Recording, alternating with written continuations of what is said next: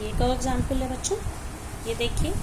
तो इसमें क्या करेंगे हम लोग, इसको प्रॉपर्टी है अलग अलग तोड़ लेंगे। x to the power 2/3 dx plus 1 dx।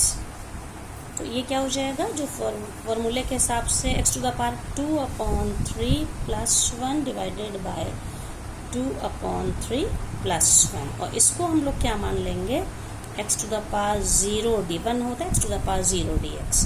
तो ये क्या हो जाएगा, 2/3 प्लस 1 हो जाएगा ये x इंटू 5/3, और यही नंबर नीचे भी 5/3 आ गया। और ये क्या हो, 0 plus 1 divided by x to the power 0 plus 1 divided by 0 plus 1। तो क्या हो जाएगा, ये 5/3 ऊपर जाके 3/5 x to the power 5/3 plus x plus c तो कांस्टेंट ऑफ इंटीग्रेशन हमें हर जगह लगाना पड़ेगा, ठीक है। इसी तरह से नेक्स्ट क्वेश्चन होगा हम लोगों का, थर्ड है ये बच्चों, x to the power 2/3 plus 2ex minus 1/x dx। तो इसको भी पहले ब्रेक करेंगे हम लोग, ठीक है।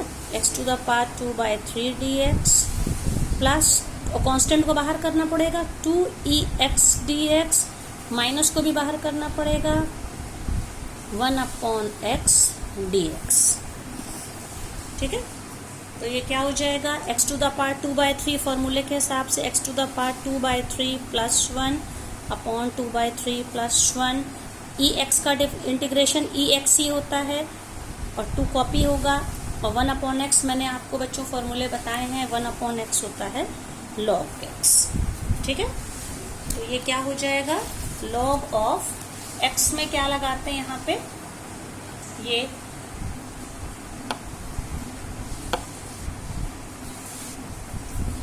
ये मॉड लगा देंगे प्लस c।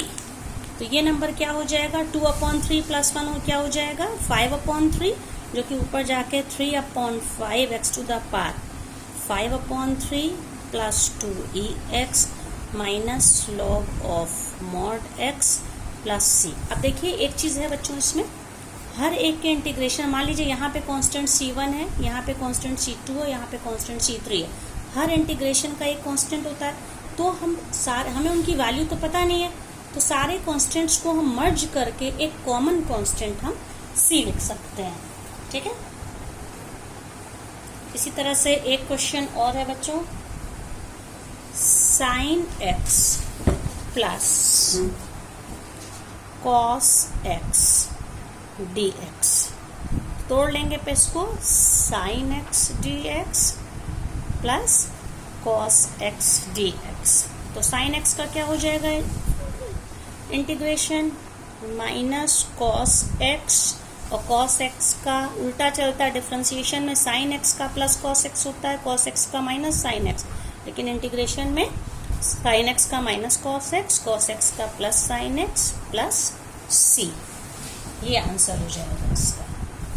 फिर नेक्स्ट है बच्चों, अगला है 5th में है cosec x in bracket cosec x plus cot x dx। तो सबसे पहला काम करेंगे, ब्रैकेट खोल के मल्टीप्लाई कर लेंगे, cosec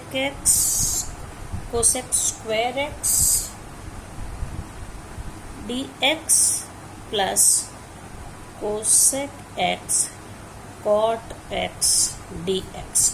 तो cosec स्क्वायर x क्या होता है बच्चों, आपको याद होगा, cot x का differentiation minus cosec square x था, तो cosec स्क्वायर x का क्या हो जाएगा, minus cot x।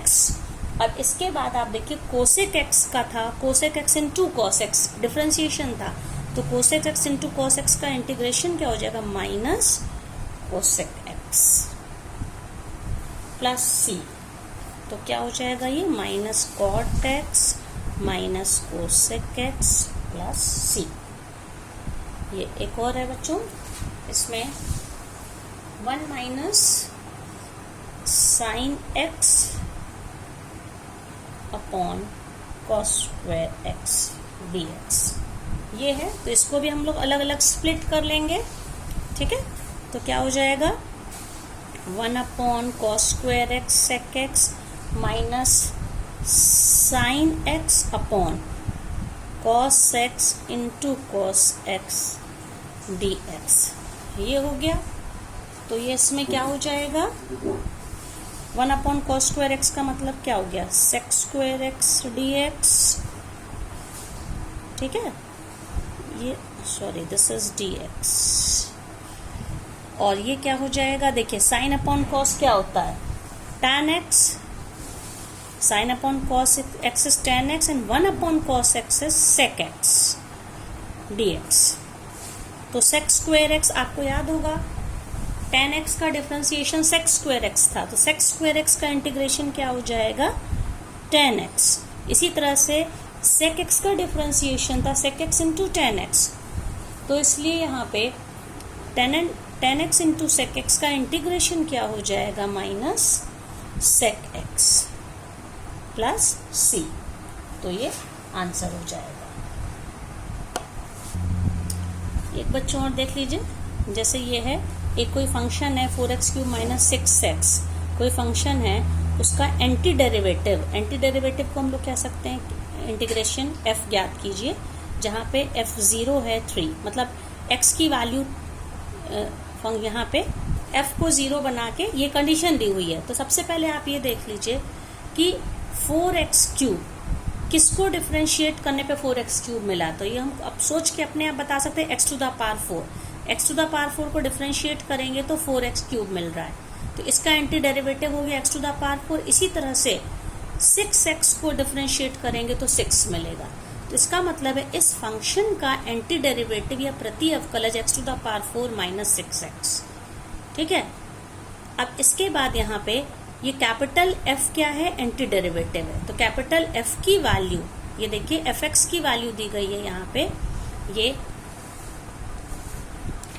Anti derivative हो जाएगा fx is equals to x4 minus 6x plus 6c, क्योंकि हमें कांस्टेंट तो लगाना पड़ता है, एक तरह से हम इसका इंटीग्रेट हम इसको कर रहे हैं। ठीक है, तो x4 minus 6x plus c हो गया। अब इस कंडीशन क्या दी कि x की वैल्यू यहाँ पे जहाँ जहाँ x है आप जब 0 रख दीजिए, तब ये पूरी वैल्यू सॉल्व होने पे इस क्वेश्चन में दिया है when x is equals to 3 then fx is equals to 3।